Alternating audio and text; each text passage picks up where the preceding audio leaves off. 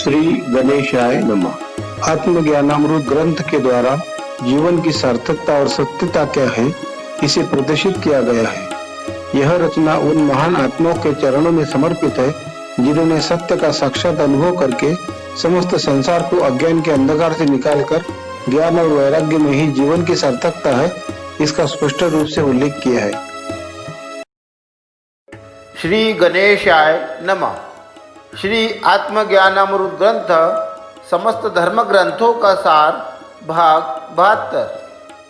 जन्म दुख है, मृत्यु दुख है, दुखमय है यह सारा संसार। प्रकृति के साथ लड़ने से जीवन में सदा ही होगी तेरी हार।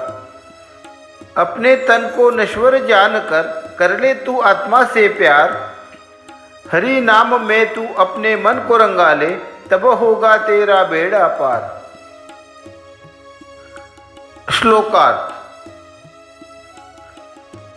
इंसान का जब जन्म होता है तब वह कई प्रकार के दुखों का सामना करते हुए इस संसार में आता है, और जब वह संसार की नश्वरता का अनुभव करता हुआ जीवन व्यतीत करता है तब उसे एहसास हो जाता है कि यह संसार माया से निर्मित एक दुख का सागर है। परमात्मा के द्वारा निर्मित प्रकृति से बना हुआ मनुष्य निसर्ग से लड़ने में सक्षम नहीं है, इसलिए हमें शरीर को नश्वर जानकर परमात्मा की शरण में जाना चाहिए। इस प्रकार प्रभु को नित्य मन में बसाकर हरिनाम का सिमरण करते हुए जीवन का सफर तय करना चाहिए, तभी हमारा बेड़ा पार होगा, अर्थात हम इस भवसागर को पार करते हुए परमात्मा के परम धाम को प्राप्त कर सकेंगे। तू चलते जा उस राह पर जहाँ मिले सुख शांति का संदेश। प्रेम शांति बंधुत्व है जहाँ, उस स्थान को कह ले अपना देश। प्रस्थान कर ले तू ऐसी जगह पर जहाँ पर ना हो कोई क्लेश। व्यक्तिवाद या जातिवाद का जहाँ नहीं है कोई लवलेश। श्लोकार्थ। इंसान को अपने जीवन में ऐसे कार्य करना चाहिए जिससे कार्य करने के पहले आनंद, कार्य करते समय आनंद और कार्य करने के पश्चात आनंद तथा समाधान भरपूर मात्रा में मिलता हो। साथ ही हमेशा हमें ऐसे राह पर चलते रहना चाहिए कि जहाँ संतों की मधुर वाणी से हमारा तन मन प्रसन्न चित्त होकर हम जीवन की सार्थकता की ओर अग्रसर हो सके, तथा जिस स्थान पर शांति तथा प्रेम का उपदेश मिलता हो ऐसे स्थान पर सदा ही प्रस्थान करना चाहिए। हमें ऐसे स्थान को अपना कहना चाहिए जहाँ रिश्तेदार तथा परिवार के लोग आपस में मेल जोल के साथ रहते हैं। आसपास में कोई किसी प्रकार का वाद विवाद ना होकर अपने चारों तरफ प्रेम सद्भाव का वातावरण बना हुआ हो। ऐसे स्थान को हमें अपना निवास स्थान बनाकर वहाँ वास्तव्य करना चाहिए और सभी वाद विवादों से मुक्त होकर जहाँ जाति भेद को महत्व नहीं दिया जाता, हर व्यक्ति जाति धर्म का अंतर भुलाकर केवल एक मानव धर्म का कर्तव्य बेखूबी निभाने का प्रयास कर रहा हो, ऐसे देश में हमें निवास करना चाहिए। एक दिन जर्जर हो जाएगा जब तेरा माटी का यह देह। इंद्रियों की शक्ति क्षीण होकर तब साथ भी न देगी नेह।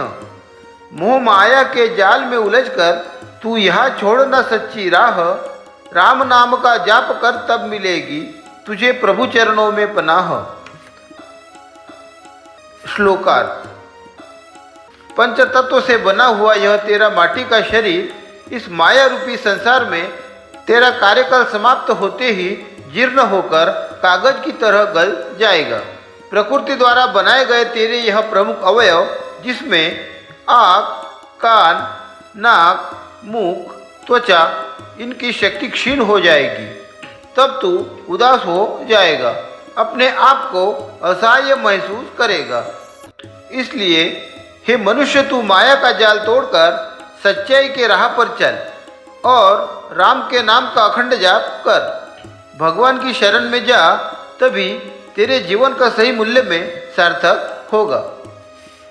जीवन में सच्चा धर्म वही जो क्रिया के संग क्रमबद्ध हो, अधिकार के आड़ में नहीं, कर्तव्य का कभी नाश हो। धर्म पालन की क्रिया में एकांत को ना कभी कोई स्थान हो, अहंकार मन में नहीं आने पाए, ऐसी तेरी प्रबल भक्ति हो। श्लोकार्थ।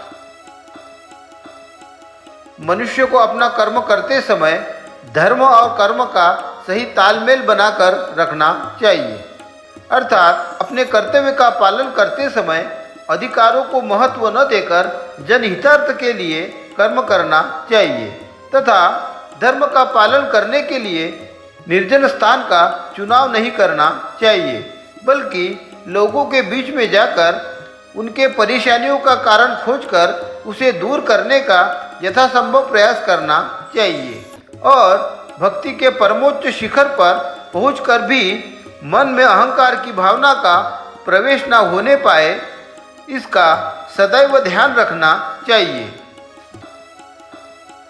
अस्तित्व उसका सदा कायम है, जल वायु अग्नि आकाश, सृष्टि सृजन की अवस्था में स्वयं परमात्मा का है नित्य निवास।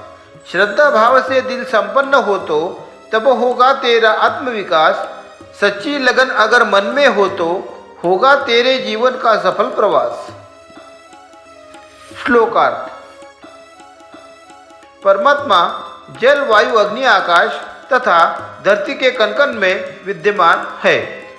साधक को चाहिए कि वह प्रभु पर अनन्य भाव से विश्वास रखकर कार्य करे। जो कुछ भी इस संसार में हो रहा है उसमें प्रभु की पूर्ण मर्जी है।